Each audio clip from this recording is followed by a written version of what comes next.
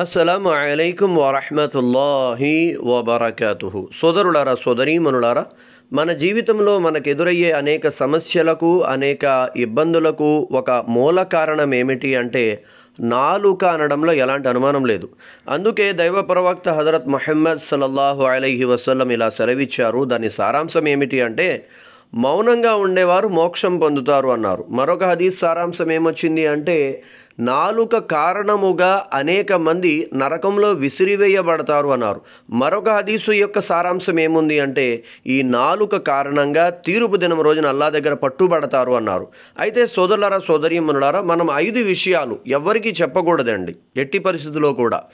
అందులో మొట్టమొదటి విషయం ఏమిటి అంటే నా దగ్గర అసలు డబ్బు లేదు అనేటువంటి విషయం ఎవరికీ చెప్పకూడదు. ప్రస్తుత సమాజంలో మనుషులు ఎలా ఉన్నారంటే మన దగ్గర డబ్బు లేదు అంటే ఒక్క రూపాయి కూడా మనకి సహకరించే వాళ్ళు లేరు.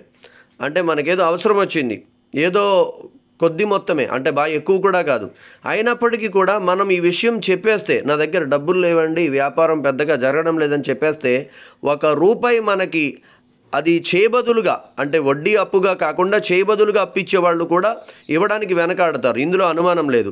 రెండో విషయం మనం చెప్పకూడదు ఏంటంటే నా భార్య నన్ను అర్థం చేసుకోదు, నా భార్యకి నాకు మధ్య మనస్పర్ధాలు ఉన్నాయి అనేటువంటి మాట ఎట్టి పరిస్థితుల్లో కూడా చెప్పకూడదు. ఎందుకు అంటే వాళ్ళు అనుకుంటారనమాట, వీడి భార్య వీడికి గౌరవించట్లేదు, వీడి భార్య వీడికి విలువ ఇవ్వట్లేదు, మేమెందుకు గౌరవించాలి, మేమెందుకు విలువ ఇవ్వాలని చెప్పి మనల్ని చులకనగా మాట్లాడేటువంటి అవకాశాలు, చులకనగా చూసేటువంటి అవకాశాలు, ఇతరుల ముందు లోకు చేసేటువంటి అవకాశాలు చాలా ఎక్కువ.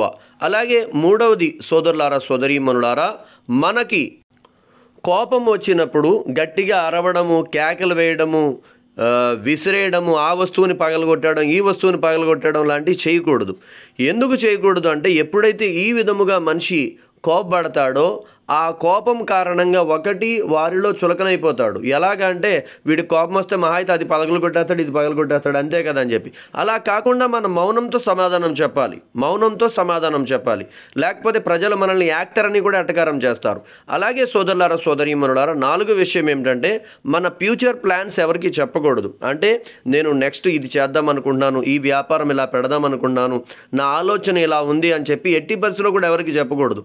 ఎందుకంటే ఇప్పుడు ఉన్నటువంటి పరిస్థితుల్లో మనం ఎంతో నమ్మకంగా నమ్మేవాళ్ళు కూడా మన దగ్గర ప్లాన్లు తీసుకొని మనకంటే ముందే వ్యాపారాలు స్టార్ట్ చేసి మనకంటే ముందుకు వెళ్ళిపోయేటువంటి ప్రయత్నాలు చేయడంలో ఎంత మాత్రం కూడా సిగ్గుపడరు, ఎంత మాత్రం కూడా వెనకాడరు.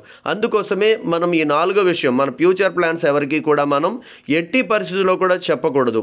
5వది సోదరులారా, సోదరీమణులారా, మనకి డబ్బు ఎంత ఉంది ఏమిటి అనే విషయం మనం ఎట్టి పరిస్థితుల్లో కూడా మనం ఎవరికీ చెప్పకూడదు. ఎందుకంటే అలా చెప్పడం వల్ల మనకి అడిగే వాళ్ళు ఎక్కువైపోతారు, మనల్ని అర్థించే వాళ్ళు ఎక్కువైపోతారు. అప్పుడు మనం ధిక్కరించలేము కూడా వాళ్ళ విషయాలు. దానికోసమే సోదరులారా, సోదరీమణులారా, ఈ 5 విషయాలు కూడా మనం ముఖ్యంగా గుర్తుంచుకోవాలి.